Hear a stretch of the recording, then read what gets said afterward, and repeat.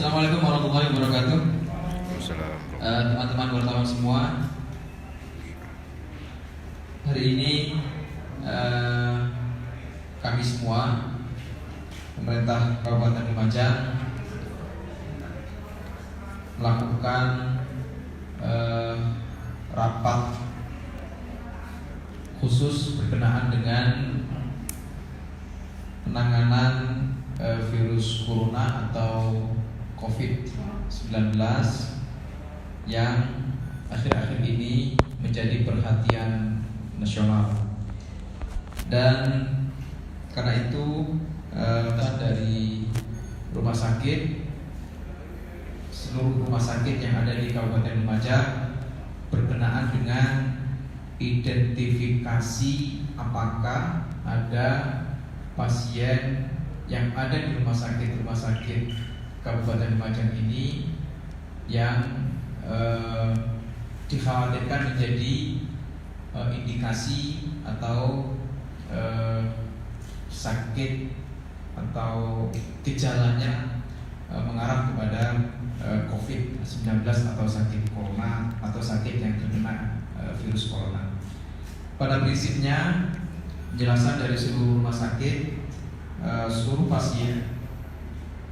seluruh pasien tidak ada yang teridentifikasi corona atau COVID-19 sampai hari ini.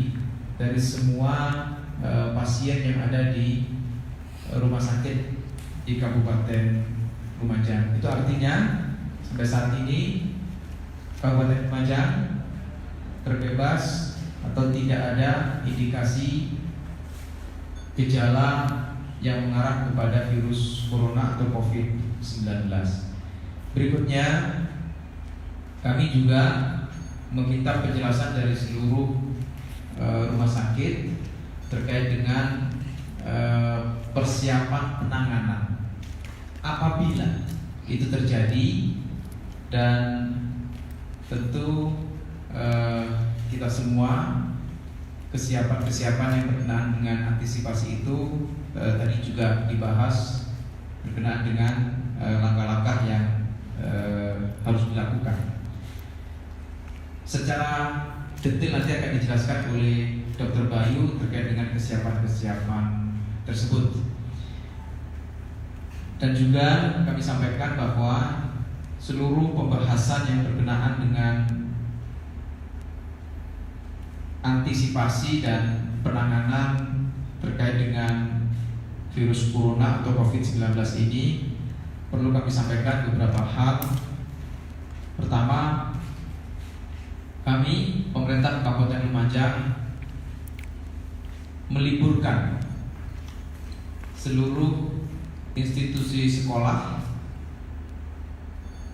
baik dalam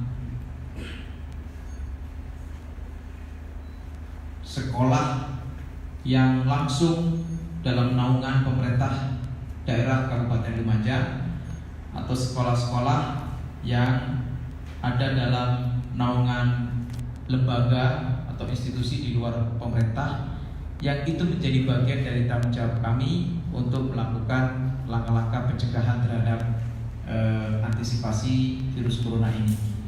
Jadi sekolah yang kami liburkan adalah mulai dari TK, RA, SD, MI, SMP, dan MTS.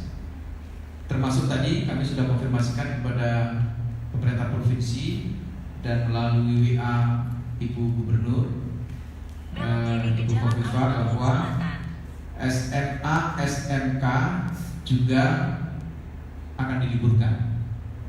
Jadi secara serentak seluruh lembaga pendidikan, sekolah juga akan kami liburkan.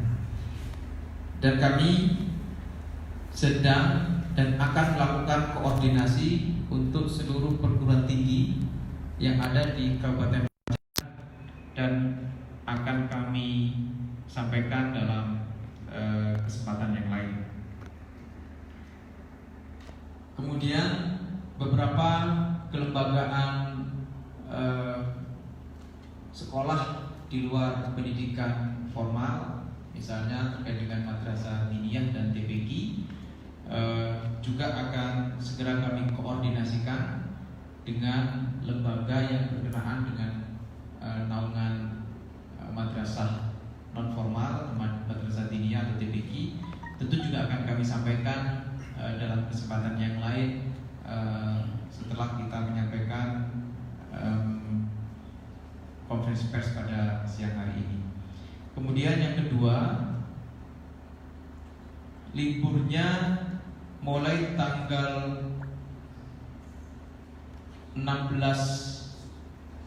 Maret, artinya mulai besok sampai tanggal 29, sambil kita mengantisipasi dan melihat kondisi berkenaan dengan informasi yang harus kami terima baik dari pemerintah pusat maupun pemerintah provinsi. Artinya kebijakan ini berkaitan dengan sewaktu-waktu mungkin ada perubahan dan sewaktu-waktu mungkin akan ada langkah-langkah dari kami pemerintah daerah Kabupaten Lumajang. Yang kedua, pelayanan pemerintah daerah Kabupaten Lumajang tetap berjalan sebagaimana mestinya dan berjalan normal. ASN tetap bekerja melakukan pelayanan kepada masyarakat dengan mengutamakan perilaku bersih dan sehat, terutama perilaku dalam pencegahan virus corona. Misalnya terkait dengan salaman, nanti akan ada cuci tangan yang kita siapkan, termasuk bisa jadi beberapa pelayanan yang berkenaan langsung dengan masyarakat kita sarankan untuk menggunakan masker. Kemudian yang berikutnya, yang ketiga, kami meminta untuk kepada seluruh lembaga non pemerintah, termasuk kami dari lembaga pemerintah, untuk melakukan penundaan kegiatan kemasyarakatan yang menghadirkan masyarakat dengan jumlah besar. Kegiatan-kegiatan yang sudah terjadwal baik oleh lembaga pemerintah maupun lembaga non pemerintah juga kami harapkan untuk ditunda. Kemudian yang keempat, kami mengharapkan kepada masyarakat yang dalam kondisi kesehatannya terganggu, terutama dalam indikasi yang memungkinkan terjangkitnya virus corona, misalnya batuk dan disertai dengan demam tinggi, untuk melakukan pemeriksaan ke puskesmas atau puskesmas pembantu yang merupakan sarana fasilitas kesehatan pemerintah untuk supaya bisa mendeteksi secara dini. Kemudian yang kelima,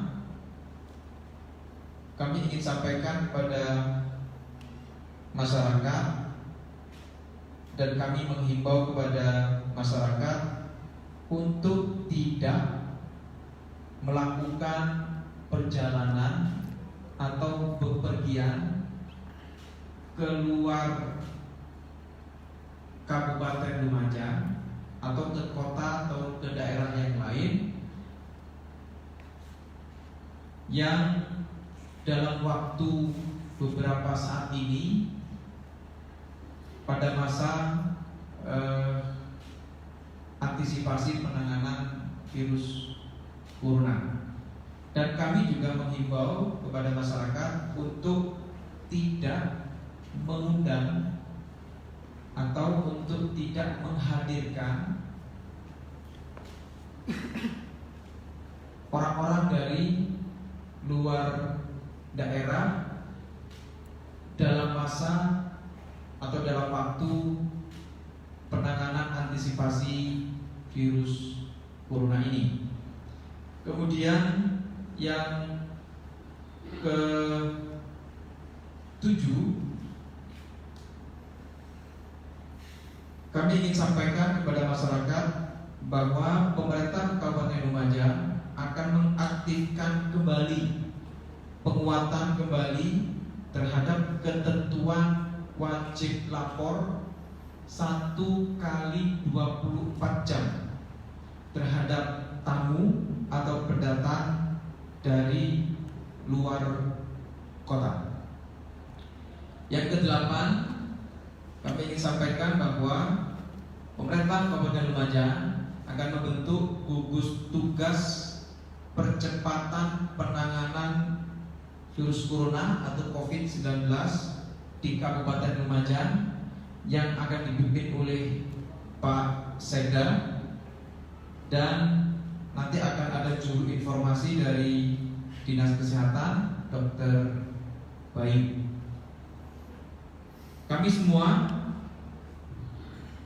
membuka hotline atau nomor darurat, nomor telepon yang bisa dihubungi oleh masyarakat bila ada keadaan darurat, khususnya berkenaan dengan virus corona ini. Nomornya adalah 0334 878 119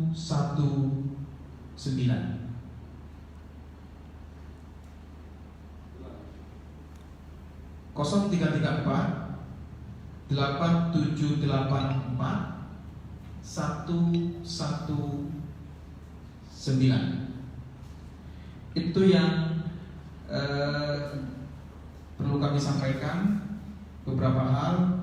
Dan siang hari ini saya juga disertai oleh Ketua Tanfidiah PCNU Kabupaten Lumajang dan dari pengurus daerah Muhammadiyah berkenaan dengan langkah-langkah yang tentu melibatkan seluruh komponen masyarakat yang ada di Kabupaten Lumajang. Berkenaan dengan bagaimana langkah-langkah penyiapan untuk penanganan virus corona ini di Kabupaten Lumajang, saya minta Dr. Bayu untuk menjelaskan. Sebelum Dr. Bayu, ada teman dari mana?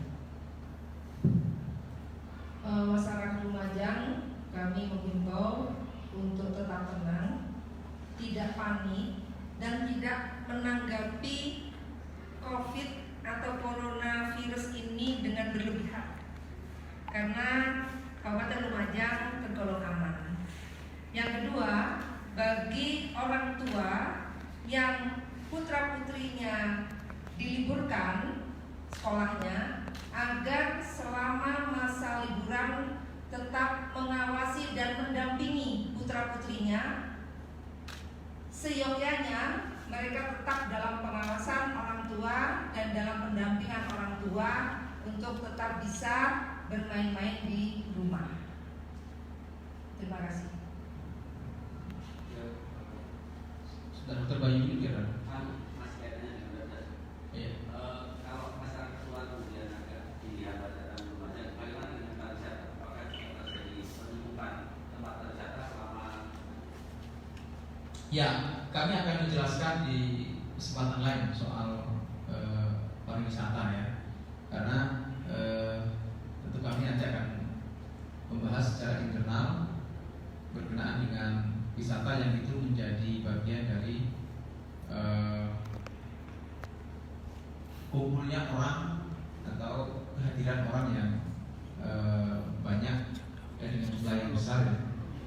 Tentu nanti akan kami tidak lanjuti dalam kesempatan yang lain yang berkenaan dengan antisipasi terkait dengan musibah. Di Lumajang itu ada satu tempat bukan tempat tercatat, tempat ibadah yang sering dikunjungi relatif hampir semuanya ada di luar kota. Ya. Ya, kami akan sedang koordinasikan dengan teman-teman yang ada di Pura. Saya kira ini saran yang baik, sehingga harapan kami nanti semoga ada jalan keluar.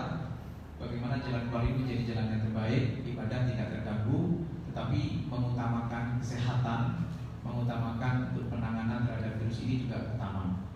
Itu saran yang baik dari teman-teman wartawan. Saya kira untuk tidak lanjutnya akan kami sampaikan berikutnya. Rumah sakit itu kan merupakan salah satu tempat yang menjadi tujuan utama ketika masyarakat meninggal. Hari ini seperti apa kesiapan rumah sakit? Siapa kenal Pak Batin terkait dengan peralatan dan kemampuan tenaga medisnya? Oke, Dr. Halim. Untuk rumah sakit kita sudah punya tim di internal, ada dokter spesialis yang sudah dilatih terkait dengan persiapan corona. Kita akan terus intens untuk koordinasi di internal rumah sakit dengan dokter sebagai rumah sakit rujukan dari rumah sakit yang ada di Kabupaten Lumajang. Kebetulan di Lumajang ada 7 rumah sakit. Terkait dengan kesiapan, kita mulai menyiapkan mulai di IGD, kita sudah siapkan ruang isolasi khusus, ada 1 ruang isolasi. Kemudian di ruang isolasi yang rawat inap kita ada 11 ruang isolasi yang akan kita siapkan. Sementara hari ini ada 2 ruang isolasi yang sudah siap, dan insya Allah dalam seminggu ke depan kita tambah menjadi ruang isolasi dari 11 ruang isolasi. Pak, rumah sakit umum sebagai rujukan dan rumah sakit yang lain. Sebenarnya hari ini punya obatnya tidak kalau misalnya ada pemerintahan. Kita mengikuti program, mengikuti protap yang sudah ditentukan oleh Kementerian Kesehatan. Jadi ketika kita ada pasien, kita koordinasi dengan dinas kesehatan dan dinas kesehatan kabupaten dan dinas kesehatan provinsi terkait dengan langkah-langkah yang harus dilakukan. Obatnya Sebenarnya kalau virus tidak ada obatnya, self limiting, jadi akan bisa sembuh dengan sendirinya dengan kondisi tubuh yang baik. Kecuali ada penyakit penyerta atau penyakit ikutan ketika virus itu menyerang.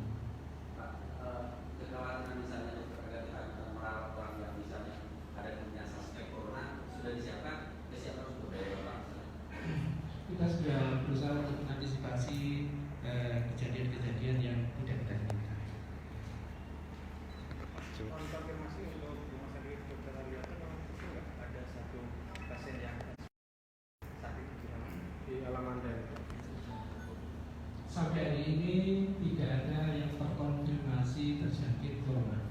Jadi kita lakukan observasi dengan ketat. Kita tempatkan di ruang isolasi yang sudah kita siapkan karena ada riwayat datang dari tempat terjangkit, ya. Dan diagnosanya masih dalam pemantauan. Jadi tidak terkonfirmasi sebagai kasus corona. masih dirawat. Masih ada 1, tetapi bukan kasus corona, bukan kasus COVID, tetapi sakit yang lain. Datang dari tempat terjangkit itu dari mana? Yang terakhir dari Ulo, Pak.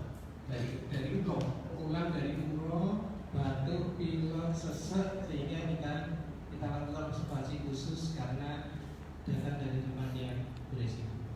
Pak, ada satu lagi barang yang untuk penjelasan secara jelas ini. Di masyarakat beredar bahwa ada seorang yang datang dari luar negeri yang meninggal, dan ini ramai di media sosial menyebabkan kecelakaan. Ada penjelasan yang lebih soal ini dari pemerintah daerah kan? Terima kasih Bu izin menjawab pertanyaan ini. Jadi itulah pasien dari wilayah Tempe, dari Taiwan, dan karena dia waktu datang sakit oleh keluarganya dilakukan puskesmas, kemudian dibawa ke rumah sakit, dan setelah diperiksa oleh dokter ahli penyakit paru dinyatakan dia menderita penyakit paru biasa, dan akhirnya pasien pulang. Memang mendengar informasi katanya meninggal, dan saya cek tadi pagi, bahkan kepala Puskesmas Tempe saya suruh foto, ternyata masih hidup dan sehat. Jadi rumor di luar bahwa meninggal itu salah, sehingga saya tidak hanya telepon tapi saya suruh foto orangnya, tentu kalau meninggal tidak bisa difoto, dan ternyata sehat sampai saat ini. Terima kasih. Prosesnya misalnya orang juga misalkan ada tanda-tanda yang pada keseluruhan, apakah ada spesimen yang harus mohon izin menjawab yang mungkin lebih luas ya. Jadi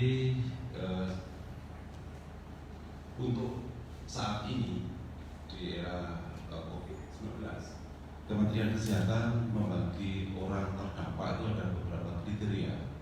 Kriteria yang pertama adalah orang yang berisiko tertular adalah orang yang sehat, dia datang dari negara atau daerah yang terindikasi terjangkit, atau dia pernah kontak dengan orang yang sudah terkonfirmasi positif corona, tapi saat ini adalah masih sehat kondisinya. Itu namanya adalah orang sehat dalam risiko. Tugas kami bersama Puskesmas, namanya tugas surveillance, itu adalah mengamati dia tetap di rumah, dia mati sekitar 2 minggu sesuai dengan teori masa inkubasi 2 minggu. Kalau selama 2 minggu ini dia tetap sehat, ya sudah, dia nyatakan sebagai orang sehat. Kemudian kalau ada penderita atau orang datang dari daerah yang berisiko atau pernah kontak dengan pasien dan saat ini dia mengeluh sakit demam ataupun dia batuk pilek biasa, dia dalam kriteria orang dalam pemantauan.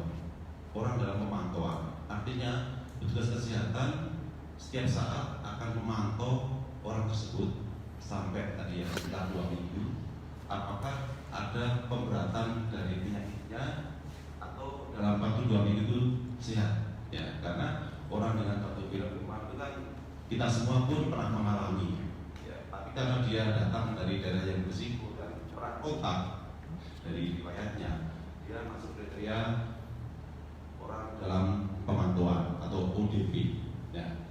Dalam pemantauan ini gejala yang berat dan ada tanda-tanda ke arah COVID-19, dia naik menjadi orang dalam pengawasan. Nah, untuk Jawa Timur kita sepakat yang masuk ke dalam orang dalam pengawasan ini setelah ditemukan oleh tim kita di Lumajang, data-data tersebut sesuai dengan SOP yang telah disepakati, ronsen foto, cek periksa darah, kita kirim ke Jawa Timur, ke Surabaya.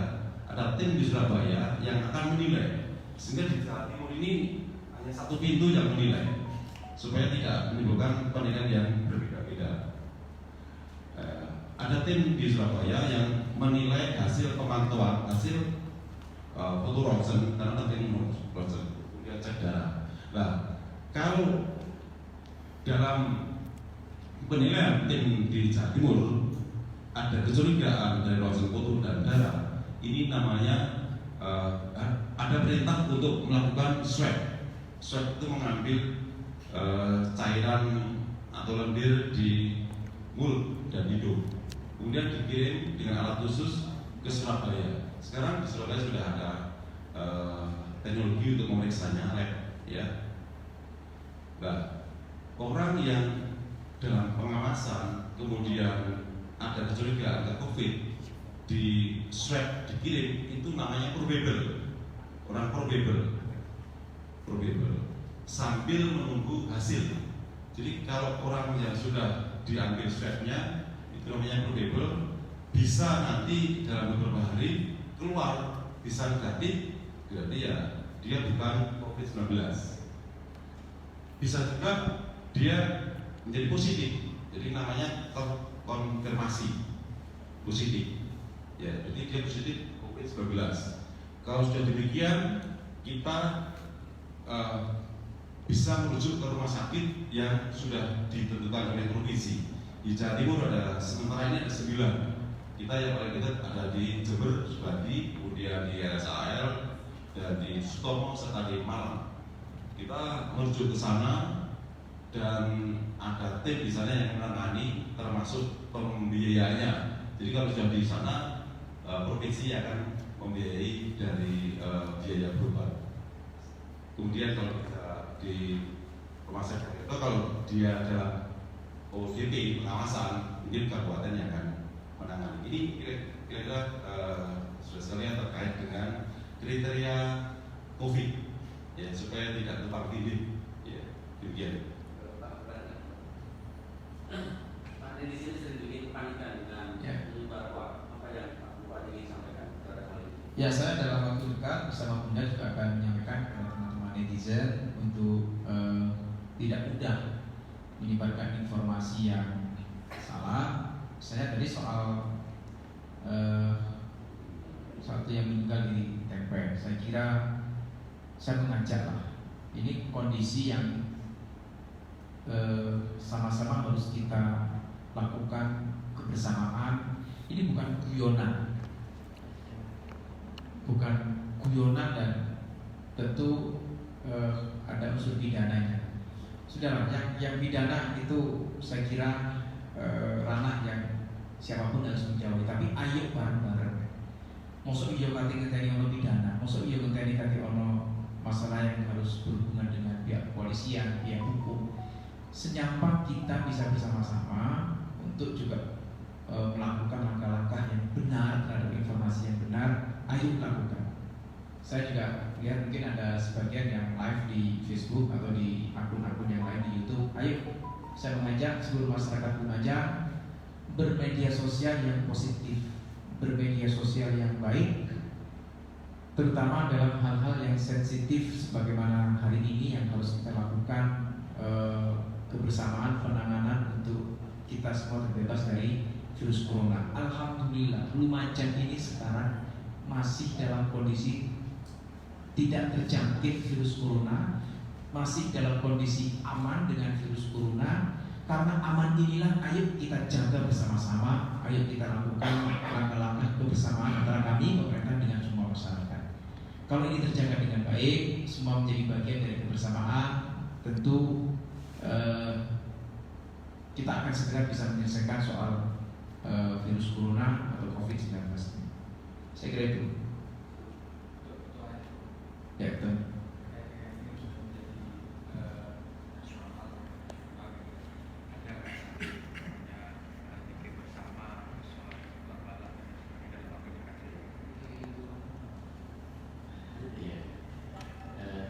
Jadi sesuai dengan analisa yang dilakukan oleh ahli kesehatan bahwa penularan virus corona ini melalui sentuhan tangan dan seterusnya. Karena itu dibuat dari pemerintah untuk menangguhkan acara-acara yang mengumpulkan orang. Saya pikir ini perlu kita respon dengan positif, dengan pikiran yang juga positif juga. Dan untuk majelis zikir yang tadi itu disarankan, kalau di Nahdlatul Ulama ini orang berkumpul itu sudah biasa dan sudah menjadi budaya di kami, orang tahlil, orang bersolawat dan sebagainya. Bahkan itu rutinitas. Karena itu ke depan rutinitas yang semacam itu ini perlu kita juga memperhatikan seruan arahan dari pemerintah dan ahli-ahli kesehatan juga untuk membatasi hal-hal yang berpotensi menyebarkan penyebaran virus corona. Dan bahayanya virus memang ia punya potensi, namun kami menyampaikan bahwa virus adalah sama-sama makhluknya Allah, dan ini yang paling penting, kita memang perlu banyak berdoa. Cara berdoa itu tidak harus berkumpul, tidak harus bergumul, bisa juga dilakukan di tempat manapun, dan bisa juga dilakukan tidak sekedar dengan hati dan lisan, tapi bisa juga dilakukan doa dengan perbuatan. Doa dengan perbuatan inilah yang dinamakan dengan ikhtiar, yang mencuci tangan, kemudian juga menjaga kebersihan. Ini yang paling penting, itu bagian dari doa kita untuk menghindari virus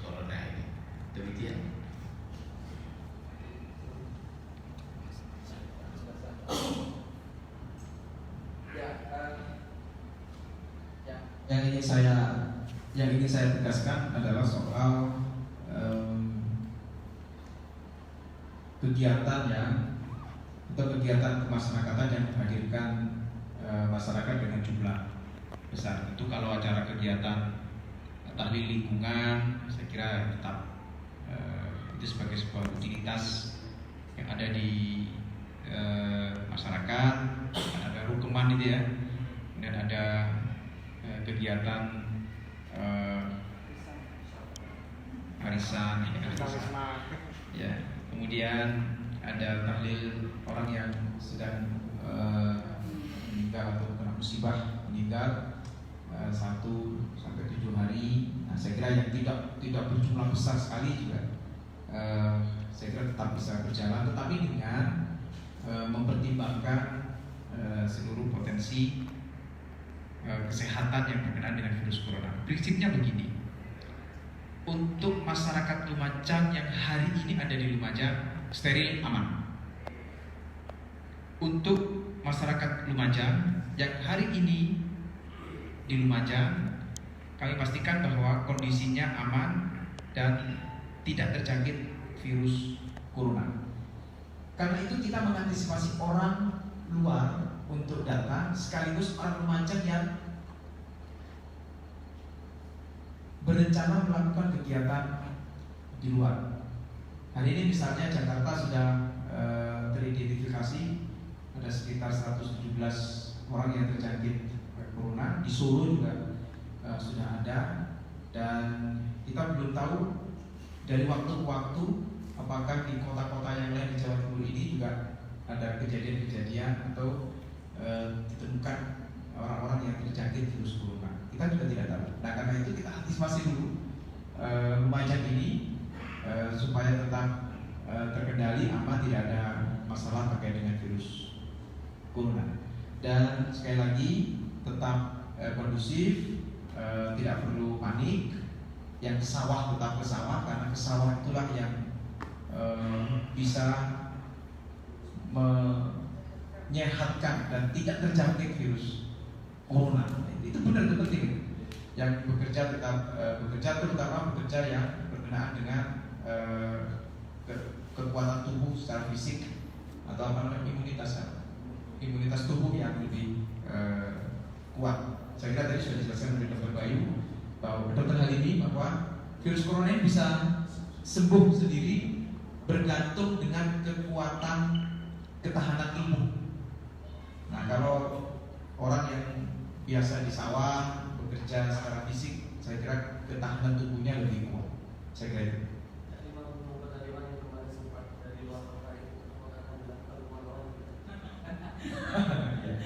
Ya, itu artinya menarik. Jadi itu dari mana sih?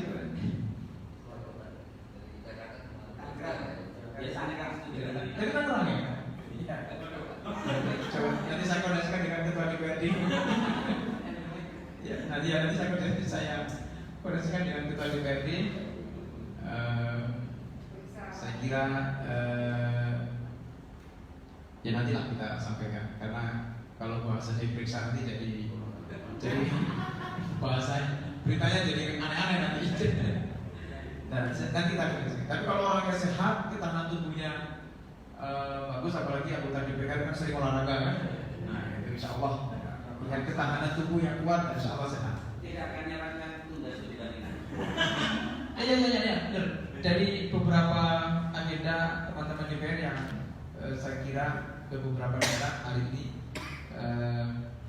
ada laporan, ada penyampaian kepada saya untuk juga dibanding ditunda. Oh iya, saya kira ya. Termasuk bupatinya juga. Ya pokoknya dia lagi wis anu lah wis. Ya ketemu abi anak, ketemu bojo, ketemu ya begitu lah.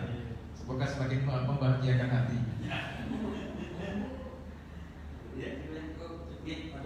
Cukup ya. Saya nanti segera akan sampaikan tidak lanjutnya berkenaan dengan beberapa usulan tadi soal pariwisata, soal mulut. Saya nanti malam akan, saya sama Bunda sudah mengagendakan nanti malam untuk rapat dengan FKUB ya. Saya minta Pak Sekda untuk undang FKUB, termasuk saya juga tadi beberapa rapat, salah satunya mempertimbangkan untuk kalau ke masjid saran kami membawa sajadah sendiri. Atau kalau sholat Jumat, kami sarankan untuk membawa sajadah dari rumah, karena kami minta nanti masjid juga untuk dibersihkan, disemprot disinfektan. Nanti kami akan sampaikan ke teman-teman yang taklim masjid bagaimana caranya yang paling murah untuk membuat disinfektan. Ya, termasuk nanti di pesantren saya kira. Iya, ya mungkin. Berapa juga? Mungkin ini kan lebih ketika mungkin ada formula untuk mencegah layangan itu konsumsi, karena kan sekarang bagaimana beda orang rame-rame bikin jamin, mohon penjelasannya. Terima kasih.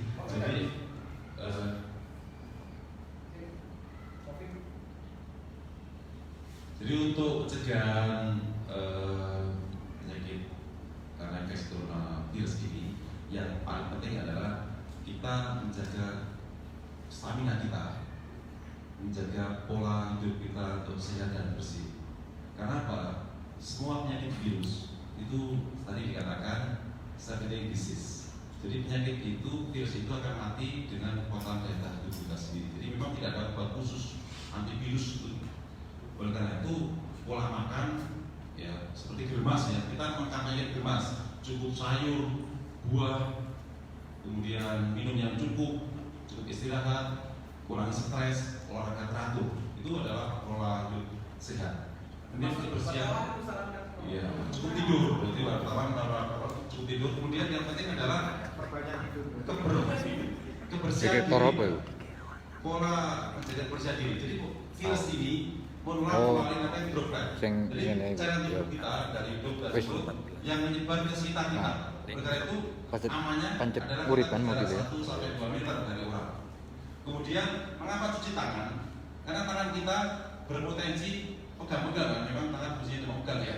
Ya, pegang jendela, pegang handphone, pegang meja. Nah, dengan memegang, katakanlah kalau kita masjid, karpet, sajadah, kalau itu tercemar, ada yang batuk di sekitarnya, COVID, dia tangan yang sudah terkontaminasi ini, kita kan biasa buka-buka. Nah, virus itu bisa masuk melalui mata, hidung dan mulut. Jadi jangan hanya lewat mulut ya, lewat hidung.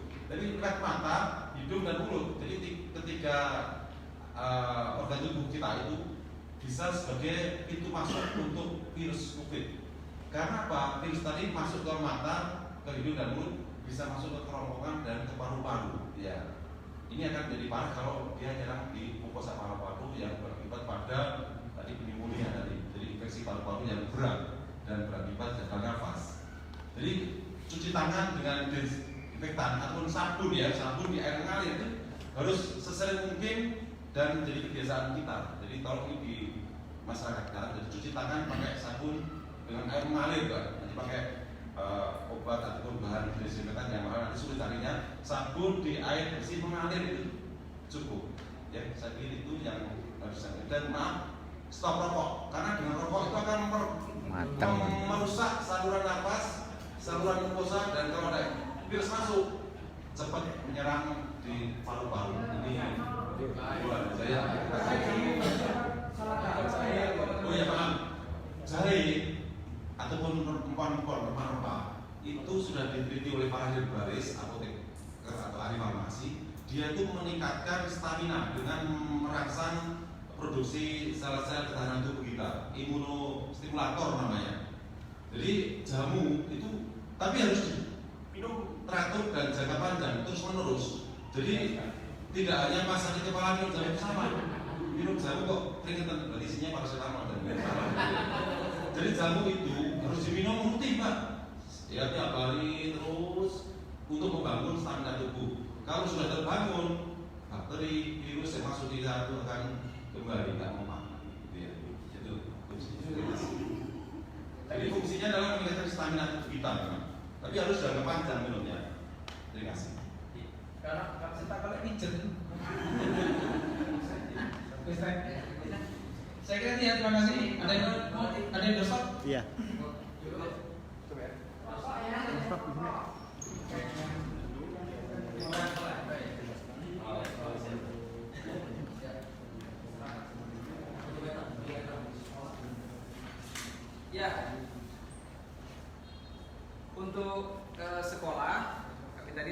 memutuskan berdasarkan hasil rapat bersama teman-teman dari Dinas Pendidikan dan seluruh dinas terkait di Pemda untuk penanganan antisipasi virus corona ini, karena sebagian juga sudah melaksanakan ujian.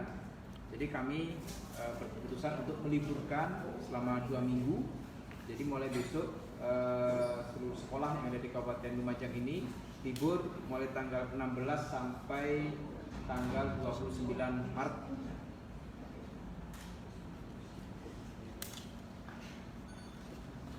Libur terakhir